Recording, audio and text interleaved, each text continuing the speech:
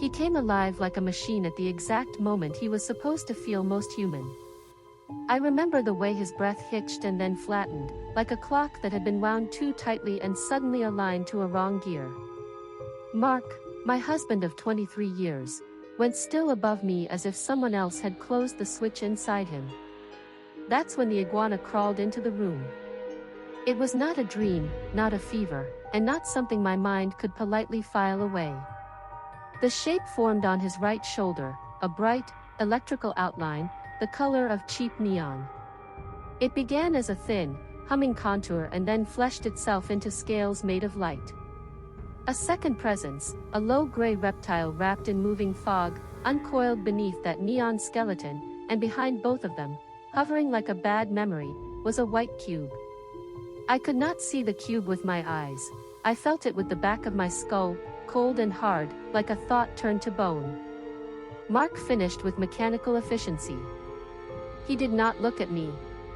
He smoothed his hair as if practicing a performance, then stepped out of me and began to button his jeans with an almost ceremonial patience. I sat bolt upright on the edge of the bed and pointed at his shoulder. The reptile seemed to notice me for the first time. It recoiled, startled, like a performer caught mid-trick. For 45 seconds to a minute the room shrank to the distance between my extended arm and that blinking outline. What was that? I demanded, my voice small and sharp in the heavy night. The reptile wavered and folded itself into a haze that resembled smoke and static. Mark said nothing. He didn't explain, he simply left the room. I did not sleep at all that night. This was not the first time I had seen him strip himself of humanity. The earlier years had been a catalogue of absences, long nights at clubs he swore were, just for a laugh, strange text messages that disappeared before I could read them, a diary of dates and men with only facts and no feeling.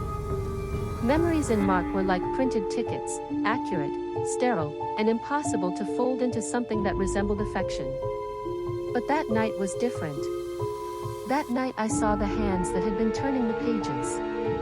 The truth, when it began to come into focus, was obscene in its clarity. In a meditation that came later, one of those desperate, liminal things you do when you're hammering at the door with the only tool you have, the image opened like a film strip.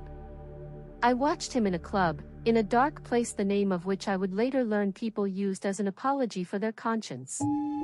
A stripper on his lap, the room a small arena of bodies and light, and above them, like a rotten chandelier, a shape in another dimension, a rounded craft, a little ship that sat in a different kind of sky, pulling at the air above the club like a hand drawing money from pockets.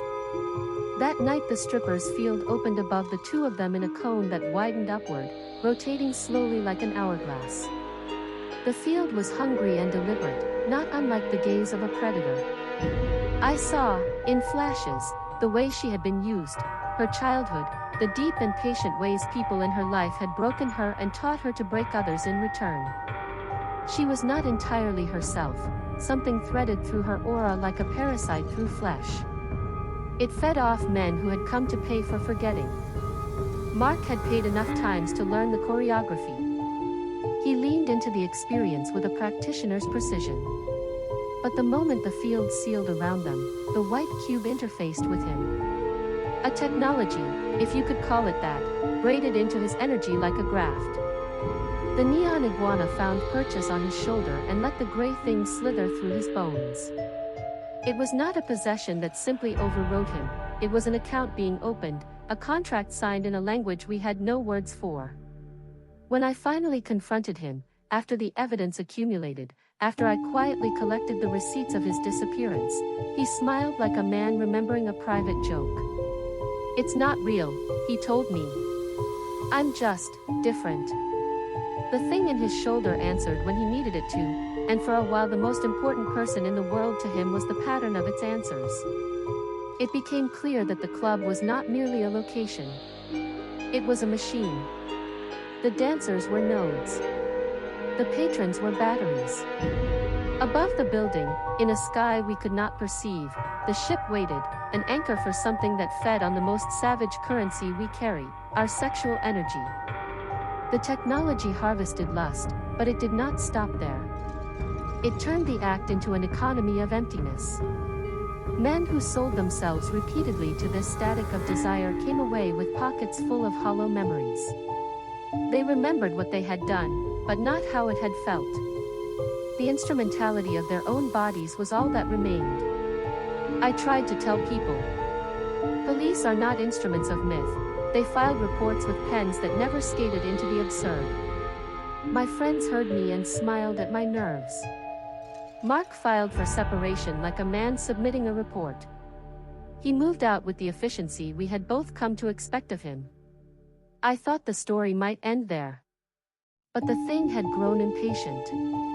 A year later I received a call that began with a static that tasted like copper. It was Lana, the woman who danced on his lap that night, though she called herself Raven at work. Her voice was thin, full of an edge I had never heard in her.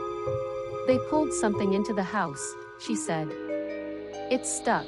It's making sounds at night like someone counting teeth. Raven confessed things in a ragged rush, children's games that turned into rituals, clients who left with their faces smeared with the same blankness Mark had worn for years, and a machine in the back room of the club that hummed like a fridge. It eats the room, she said. It eats the light like a dance. She had thought, at first, that the ship above was a god. Later she thought it was a predator. When she finally admitted she had been used, had been threaded with the same wiring that had taken Mark, her voice gave way to something close to repentance. We went to the club together one night. Raven led me past the bar, past the smoke, through corridors that smelled of bleach and older sins. The back room was set like a stage for surgery. There was a rig, an old industrial fan and a series of mirrors angled into each other like a device for making infinity. Men sat in chairs as if waiting for a silent sermon. On the wall, where no wall should be, the air shimmered. The rig radiated a hum that felt like a throat clearing before a song. Raven showed me the white cube first. It was small and did not look like anything anyone in science might approve of. Instead it felt like the idea of a cube, perfect, cruel, and conceptually sharp. If Mark's cube had been felt in my skull, this one was visible, suspended within a glass case as if by courtesy. It pulsed faintly, like a heart with an uncertain rhythm. She told me the truth everyone hides behind laughter. There are people who would sell their soul for that kind of emptiness. There are others who, even in their quiet desperation, open themselves like doors because someone has promised them an absence they mistake for relief. She whispered that sometimes the creatures did not need to cross the threshold. They found men who carried the door within them. That night we followed a trail of sweat and stale perfume. Mark, in his new apartment, had a shrine, or, perhaps, an altar, of things that looked like receipts from another life, ticket stubs, photographs of men he'd never introduced me to, a stack of business cards from places that operated on the edge of law and taste. I watched him from the doorway while Raven whispered a plan that felt borrowed from myth. We did something desperate. We could have called priests, police, counselors, any of the sanctioned professionals who might have taken a softer hand. Instead, we tried to cut the graft. The technique was old in the way people invent old things when they are frightened enough. Candles, mirrors angled just so, a small ceremony Raven insisted would uncouple the connection long enough for us to see what we were dealing with. We kept the cube in the center. It did not react to the candles. It did not care for metaphors. It ticked in a place that was not time. We chanted nothing that had a name. We spoke only to the parts of ourselves that still knew how to name what was wrong. When Mark walked into the apartment that night, he smiled the way he had smiled the first year we met, only the muscles were wrong. He bent toward the cube and hummed into it, as if reciting a litany. The reptile outline shivered into formation on his shoulder, slow and mocking. Raven stepped forward and did the one thing she had never done on stage. She reached toward the gray fog and spoke the names she had learned as a child, names women teach themselves when they are trying to survive. The cube answered.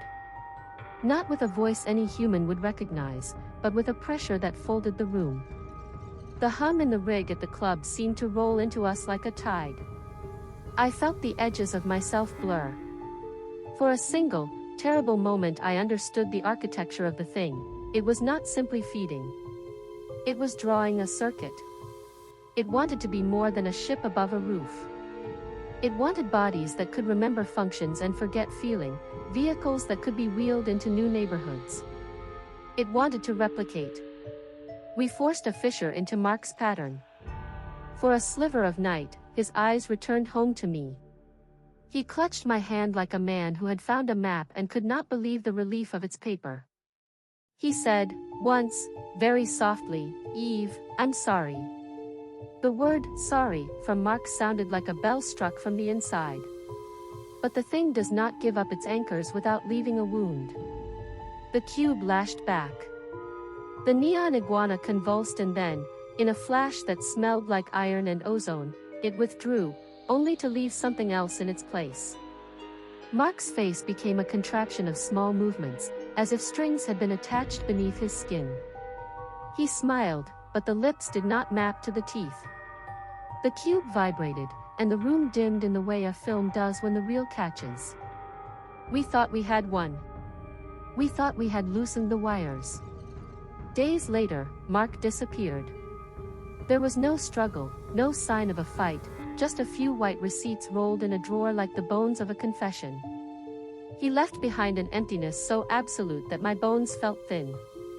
Raven told me she had seen him once more at the club, but he had been different, more methodical, colder, and his eyes had the kind of precision that belonged to someone no longer entirely his own. The club itself changed over time. The ship above it thickened like a bruise. The rig got more refined. Dancers learned lines to suit the machine. Patrons came and left changed, each a little cleaner and a little more distant. Some left smiling with the same kind of hardness Mark had adopted. Others left hollowed, as if someone had scooped the marrow of their capacity for surprise. I learned, painfully, that the most dangerous bargains are the ones nobody notices until they have become part of the plumbing. The ship did not need to be spectacular. It worked in the thin, bureaucratic ways of addiction, repeat customers, referral networks, and technologies that degrade tenderness into a transaction. In every room where craving was cultivated, the possibility of a graft existed. The cube found the openings in people's hearts the way rust finds seams. I stopped trying to be the hero. The people who survive these things rarely get medals, they get ghosts. My friends left me in a polite, procedural way. They stopped answering my calls. Raven left the club and changed her name. She moved to a town where the sky had no ships. Years passed. The world kept grinding, indifferent. I learned to sleep in the quiet hours between fury and resignation. Every now and then I would feel, in the back of my skull, that same cold outline of the cube. Sometimes in the night I would hear a counting sound from the other side of my apartment wall like someone sorting teeth. Once, walking home past a strip of neon and tired windows, I saw a man at a table across the street who moved with the precise pacing of someone rehearsed. His shoulder bore no iguana that I could see. His eyes, however, were hollow as a coin. The last thing Mark sent me was an email with a subject line that read only, "Thanks." Inside, a single photograph. It was of the club's ceiling, no ship visible, just a ceiling tile prized away to reveal a sliver of darkness beyond. Someone had taken a picture through the hole and captured, in the absence, the faintest outline of something like a ladder. Attached to the photo were the coordinates of a place in the desert, and a single line of text, "They are moving." I did not go. I could not take another map to a wound. Instead I put the photograph into a drawer with the receipts and the emptied-out books of a life. I keep it as proof that the universe is not simply indifferent, it is, at times, organized with intention. There is a lesson I would offer, if you will let me sound prophetic. Pay attention to the places that are designed to make you forget, bars, clubs, apps, any architecture that prizes sensation over story. There will always be things that want the energy you mistake for desire. They do not come like monsters in the old myths. They come like invoices, small, regular extractions you only notice once your balance is gone. On quiet nights, when the wind smells of ozone and someone 2 blocks away laughs without meaning to, I think of the neon iguana and the white cube and of Mark's empty smile. I think of Raven, who taught me the names to call when something tries to graft itself to your life. And I think, most of all, of the moment when I pointed at his shoulder and he found that he could no longer pretend the mechanizations of his life were private. There is no tidy ending. The ship is still overhead somewhere. The cube still exists in some back room, perhaps not the same one, but another table with another rig and another woman who will be taught how to make the field spin. Men and women will still stumble into places that turn the human body into a ledger. You cannot fight monsters you do not know exist. You can, however, refuse to let your life be catalogued into transactions. If you listen carefully, you will hear them counting. They always start with 1.